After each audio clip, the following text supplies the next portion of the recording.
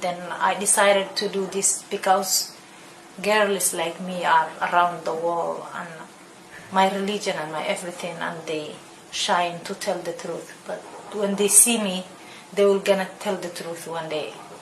So there's so many guys who just make fake relationship and make you in love. Then one of the night I was with him, like our relationship was 3 months, and then he came to my home one of the night, and then he put my juice some drug, and after that he raped me. He spiked a juice? Yeah, he put some drugs on juice, and then after he raped me, he cut us. He told me, I'm not sure, but he put the video, and then after a couple days he called me and he told me, like, I have a video on you.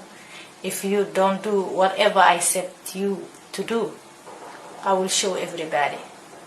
And then I feel shy and ashamed, and I beg him not to do that.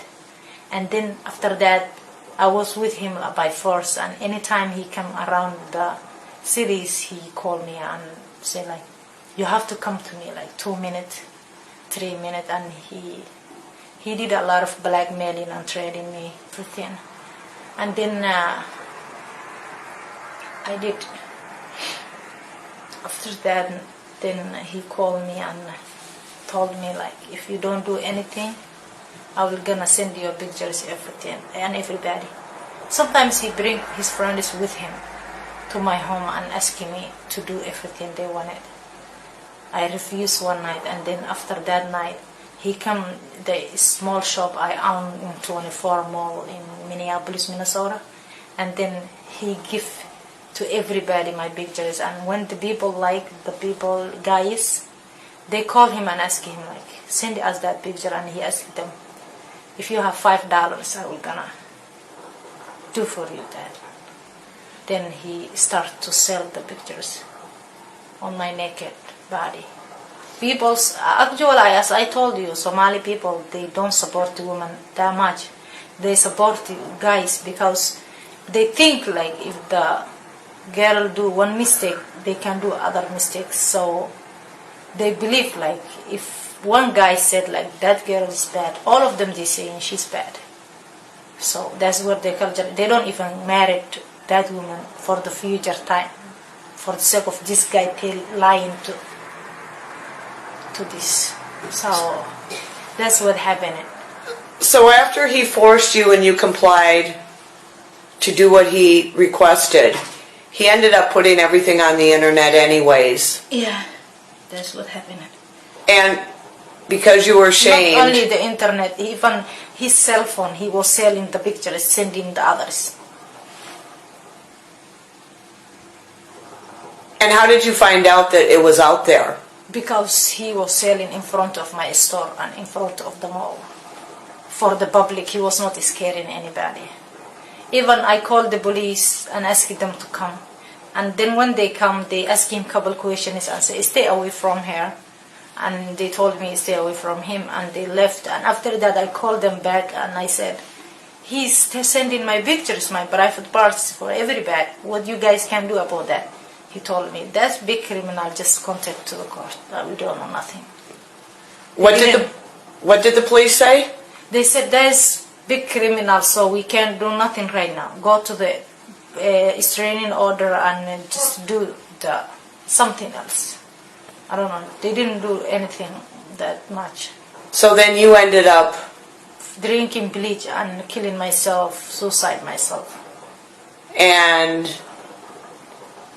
was that because of the shame? Because of the shame, and our community, they believe, like, I'm a bad person, this guy is nice, married man, and he, like, I'm the one who is losing the dignity and everything. I don't go anywhere. I just stay home for the sake of that thing. Now that you're coming out public, do you think you're going to hear from him, or do you feel threatened that... No, now actually I decided I'm not scared of anything right now. I'm ready to tell everything to the world. And do you think that there's other people, they're using other women Yes, and girls? he have a lot of naked girls in his phone. He does? Yes, he do. A lot. Are they minors? A lot of girls, I have no idea why don't they talk, but they look like teenagers, like 17, 16, and 18. They all younger than me. Now, do you think any of these people are possibly used for having sex with other girls? Yes. They have the pictures. Then if you don't do what they wanted, they will gonna show the people your pictures. So it's good for you to make it private and do for him everything he wanted. That's what they have the pictures. That's their main point. Now, how are you being treated now? Now that the pictures are out there. Differently, and they keep calling me and call me names, all Somali people. I can't say all Somali people or bad peoples. They call me and just saying me or calling me bad names. They calling me like, you deserve to die, you know, or to leave the world because you don't deserve to live. That's what they're saying. And why are they saying that? Because of what? Because you are a prostitute. You did that, you did this, you know, and everybody likes me to die. Can you explain a little of the woman's culture in Somali? Somali? Actually, the main important is Somali people believe woman's dignity is not to have a sex before marriage, and if she did and the guy tell everybody, she can get married again.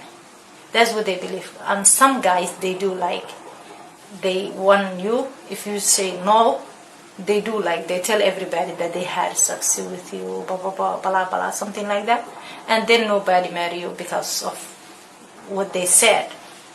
So actually the girls, most of them, they have this abuse, but they don't help. They don't show up. I don't know why. I like to say this. If the Somali girls, like, they are the most important women in the world. I know all Somali women are smart and they like to be something.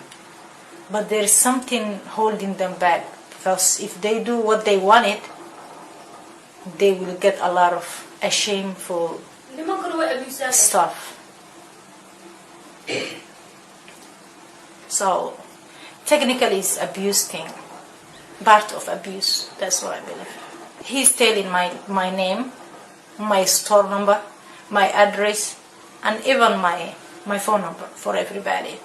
And he have a conference room in Baltok, you know, Baltak, the Baltok conference room, the people meet. Where's that? Over the phone. Oh. He owned one of the rooms, conference rooms, and he tells like everybody like. I've never heard of that. That's the first time I've heard of that. Yes, you go to the phone and it's kind of 218 number, and then when you go there, you're gonna hit like number, and there is a lot of Somali people. You guys introduce each other and talking all day. Some people, they stay there all of 24 hours. Then, wow. He tell everybody like, she's this, she's this, she's this. And I feel ashamed. He gives my phone number to people who even don't know me and they never met me. No, actually, I was very angerful. So I did that for angrily, not for madly or something happened to my mind. It was like kind of something. I was very, very mad at him, and I was very ashamed and embarrassing for this thing happening. That's why I drank the bleach. And thank goodness you're still with us so that you can stand up and speak up for these women to stop this.